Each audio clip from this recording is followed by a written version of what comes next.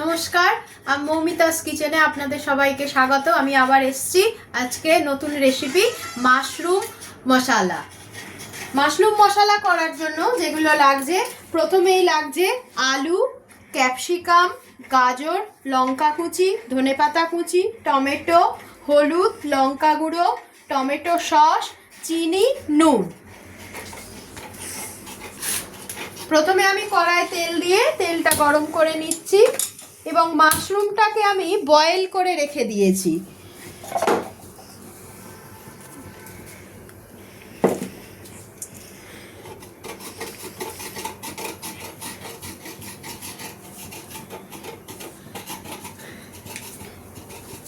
প্রথমে আমি মাশরুমটা তেল গরম হয়ে গেলে মাশরুমটাকে তেলে দিয়ে একটু ভেজে নেব। দেখুন, আমি মাশরুমটা তেলে দিয়ে দিয়েছি। একটু বয়েল করে নিতে হবে প্রথমে মাশরুমটা।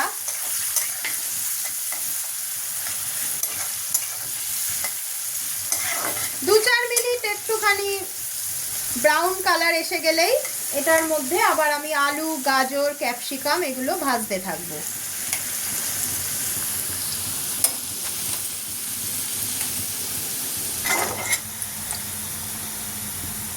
দেখুন, আমার মাশরুমটা কিন্তু ভাজা হয়ে এসছে। আমি এটাকে এবার একটা পাত্রে তুলে নিচ্ছি।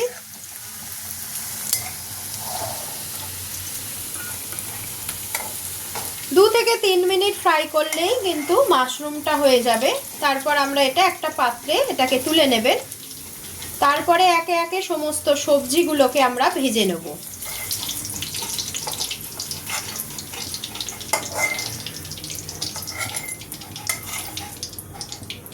প্রথমে আমি দিয়ে দিচ্ছি সরু সরু করে কেটে রাখা আলু।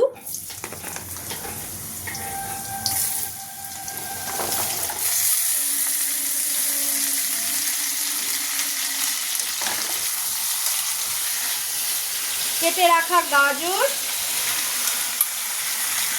এবং কেটে রাখা ক্যাপসিকাম। ঠিক এইভাবে কেটে নেবেন সবজিগুলোকে, তাহলে তাড়াতাড়ি সেদ্ধ হয়ে যাবে। এটাকে এবার ভাজতে হবে। যতক্ষণ না ব্রাউন কালার আসছে ততক্ষণ সবজিগুলোকে ভাজতে থাকবে।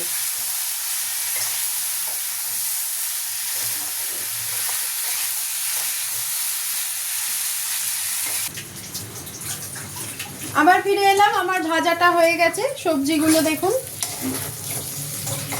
হালকা ব্রাউন করে আমি ভেজে নিয়েছি। এরপর আমি একে একে টমেটো কুচি দিয়ে দেবো, তারপর লঙ্কা কুচি। আপনারা ঝালটা অবশ্যই বুঝে দেবেন। আমি কিন্তু দুটো লঙ্কাকে কুচিয়ে দিয়েছি। এরপর হলুদ গুঁড়ো দিয়ে দিচ্ছি পরিমাণ মতো, লঙ্কা গুঁড়ো এটাও পরিমাণ মতো। ঝালটা আপনারা অবশ্যই আপনাদের মতন বুঝে দেবেন। তারপর চিনি দিয়ে দেবো 2 চামচ। একটু মিষ্টি মিষ্টি হলে খেতে ভালো লাগবে। আর পরিমাণ মতো নুন। এরপর ধনেপাতা কুচিও দিয়ে দেবো।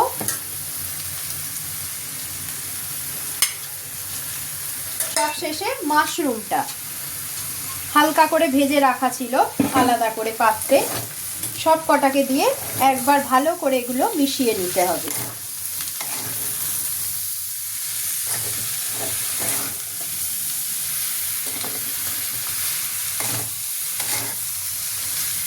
দেখুন, আমি কিন্তু এগুলোকে ভালোভাবে মিশিয়ে নিচ্ছি। মশলাগুলোকে ভালোভাবে সমস্ত সবজি এবং মাশরুমের সাথে মিশিয়ে নিতে হবে। তরকারিটা হবে একটু মাখা মাখা। এটা আপনারা রাত্রিরে ডিনারে রুটি পরোটার সঙ্গে খেতে পারেন। বর্ষাকালের দিকে বেশি মাশরুম পাবেন আপনারা। সবজি বাজারে গেলে অবশ্যই মাশরুম পেয়ে যাবেন।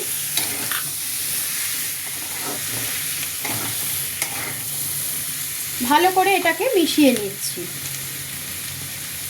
সব শেষে একটু টমেটো সস,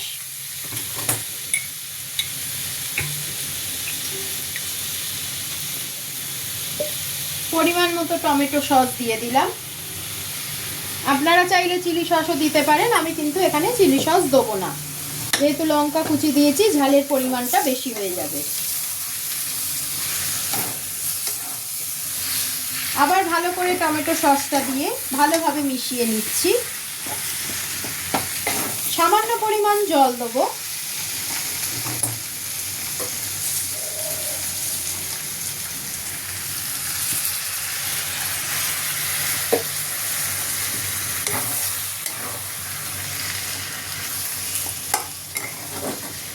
সামান্য পরিমাণ জল দিয়ে আবার আমি এটাকে নাড়াচাড়া করে নেব।